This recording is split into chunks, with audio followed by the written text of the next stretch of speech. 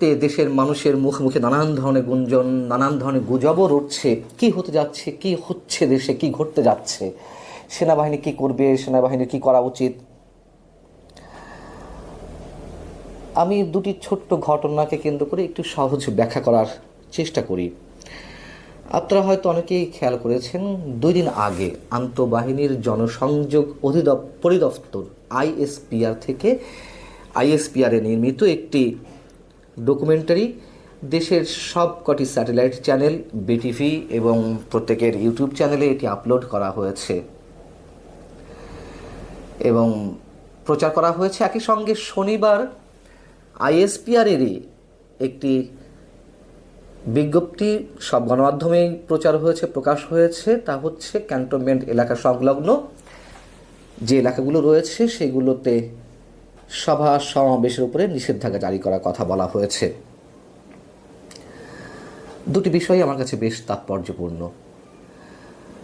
প্রথমে যদি তথ্যচিত্র নিয়ে আলোচনা করি, সাদা চোখে এটি অনেকের কাছে মনে হতে পারে এটি সশস্ত্র বাহিনীর কর্মকাণ্ডের উপরে একটি ডকুমেন্টারি। এমন তথ্যচিত্র যে সশস্ত্র বাহিনী এর আগে করেনি বা টেলিভিশন চ্যানেলগুলোতে প্রকাশ করেনি তা কিন্তু নয়, অবশ্যই করেছে এর আগেও।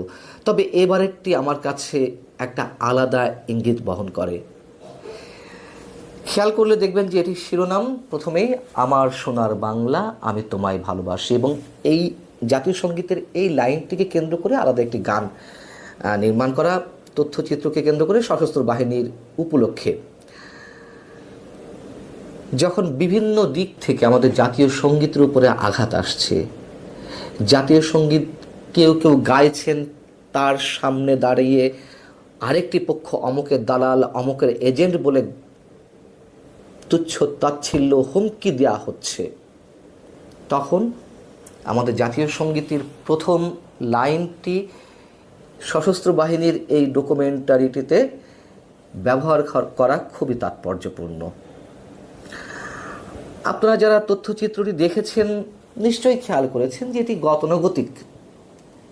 এই জন্য গতানুগতিক বলছি যে দেশের বিভিন্ন প্রাকৃতিক দুর্যোগের সময় সশস্ত্র বাহিনীর সদস্যদের, সেনা, নৌ, বিমান বাহিনীর সদস্যদের যেই মানবিক কাজগুলো, জীবনের ঝুঁকি নিয়ে যে মানুষকে উদ্ধার করা বা মানুষের মাঝে জীবন উদ্ধারকারী সামগ্রী পৌঁছে দেওয়া, সেগুলো এখানে তুলে আনা হয়েছে। এখানে 5 আগস্ট অভ্যুত্থানে সেনা সদস্যরা যে সাধারণ মানুষের কাতারে এসে দাঁড়িয়েছিলেন তারও কয়েকটি দৃশ্য এখানে তুলে আনা হয়েছে।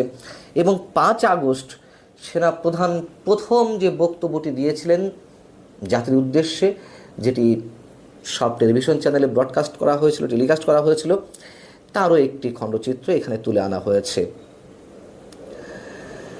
এগুলো দেখানোর মানে কি? যদি সহজভাবে প্রশ্ন করি, বিষয়গুলো সহজ অনেক। এই মুহূর্তে আমাদের সামনে মানুষের মুখে মুখে দেশের জন্য সবচেয়ে স্পর্শকাতর এবং আলোচিত ইস্যু কোনটি? নিশ্চয়ই রাখাইনের উদ্দেশ্যে বাংলাদেশের মধ্য দিয়ে তথাকথিত মানবিক করিডোর দেওয়ার বিষয়টি। এবং এই করিডোর দেওয়া হলে দেশের স্বাধীনতার সার্বভৌমত্ব হুমকি মুখে পড়বে, এটি মোটামুটি মানুষ স্পষ্ট একটি ধারণায় পৌঁছেছেন।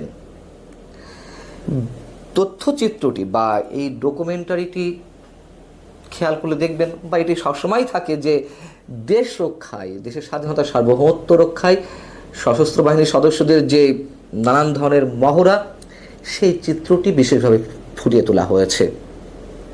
এবং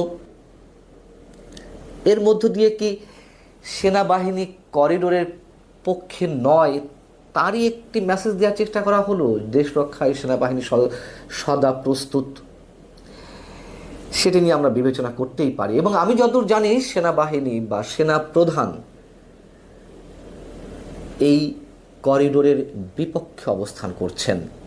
আমার তথ্যে যদি ভুল না হয়ে থাকে বা আমি আমার সোর্সের উপরে ভিত্তি করে যে কথাগুলো বলছি তা যদি দুর্বল না হয়ে থাকে।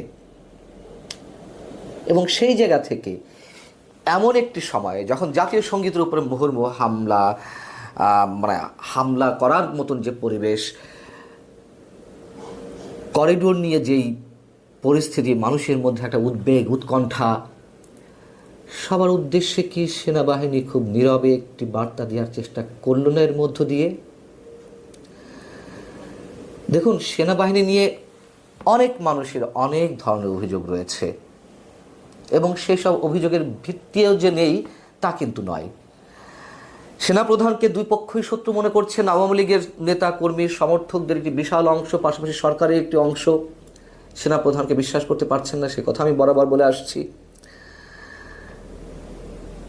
যদি ছোট্ট একটা উদাহরণ দিই, আওয়ামী লীগ সরকারের সময় সেই সরকারের নানান ধরনের ত্রুটি, বিচ্যুতি, অপরাধ, অপকর্মের বিরুদ্ধে কথা বলতে গিয়ে সেনাবাহিনীর গোয়েন্দা বিভাগ, ডিজিএফআই আমার ব্যক্তিগত জীবনেও অনেক ধরনের সমস্যা সৃষ্টি করেছে। আমার পেশাগত জীবনে অনেক ধরনের বাধা সৃষ্টি করেছে, সমস্যার সৃষ্টি করেছে। তাই বলে কি আমি পুরো সেনাবাহিনীকে আমার ব্যক্তিগত পেশাগত জীবনের জায়গা থেকে পুরো বাহিনীকে আমি কাঠগড়ায় দাঁড় করাবো? নিশ্চয়ই না। কিছু ব্যক্তি অতি উৎসাহী হয়ে অথবা সরকারকে খুশি করতে গিয়ে অতি উৎসাহের জায়গা থেকে, এটি শুধু আমার ক্ষেত্রে নয়, আরও অনেকের ক্ষেত্রে তারা এক ধরনের খড়গ নামিয়ে এনেছেন আমাদের উপরে, একথা সত্য। কিন্তু এখনো পর্যন্ত আমার দৃঢ় বিশ্বাস সেনাবাহিনী দেশের সাধারণ মানুষের পক্ষেই আছে।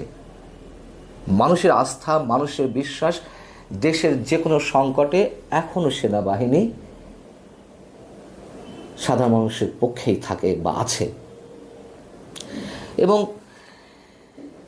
শুরুতে যেটি বলছিলাম যে হঠাৎ করে সেনাবাহিনীর পক্ষ থেকে একটি নির্দেশনা জারি করা হয়েছে, সশস্ত্র বাহিনীর পক্ষ থেকে আন্তঃবাহিনী জনসংযোগ পরিদপ্তর আইএসপিআর একটি নির্দেশনা জারি করেছে যে 18 মে থেকে, রোববার থেকে ক্যান্টনমেন্ট এলাকা সংলগ্ন বেশ কিছু এলাকায় সভা সমাবেশ নিষিদ্ধের কথা সেখানে জানানো হয়েছে। হঠাৎ করে তাদের এই নির্দেশনা কেন, তা নিয়ে মানুষের মধ্যে নানান ধরনের গুঞ্জন রয়েছে। তবে এরকমও জানা যাচ্ছে যে সেনাবাহিনীতে বিশৃঙ্খলা এবং নাশকতা সৃষ্টির অভিযোগে সেনা সদস্য নাইমুল ইসলাম সহ তার আরও 2 সহযোগীকে গ্রেপ্তার করেছে সেনাবাহিনী এবং তাদের একটি বিশেষ পরিকল্পনা ছিল রোববার সেনানিবাসের প্রবেশপথে বিক্ষোভ সমাবেশের নামে বড় একটি নাশকতার এরকম একটি পরিকল্পনা ছিল। এবং এই সেনা সদস্য 5 আগস্টের পক্ষ থেকে তিনি বিভিন্ন গণমাধ্যমে উস্কানিমূলক বক্তব্য দিয়ে আসছিলেন সেনাবাহিনীর বিরুদ্ধে। সব কিছুই একটা ঘোলাটে পরিস্থিতির মধ্যে নিয়ে যাচ্ছে আমাদেরকে। হয়তো কিছু একটা ঘটছে, এটুকু নিশ্চিত করে বলতে পারি। হয় আমাদের সামনে খুব ভালো একটা সময় অপেক্ষা করছে, নচেত ভয়ঙ্কর একটা দীর্ঘ সময় আমাদের জন্য অপেক্ষা করছে। এর মাঝামাঝি কিছু নেই। নানান ধরনের যে গুঞ্জন গুজব,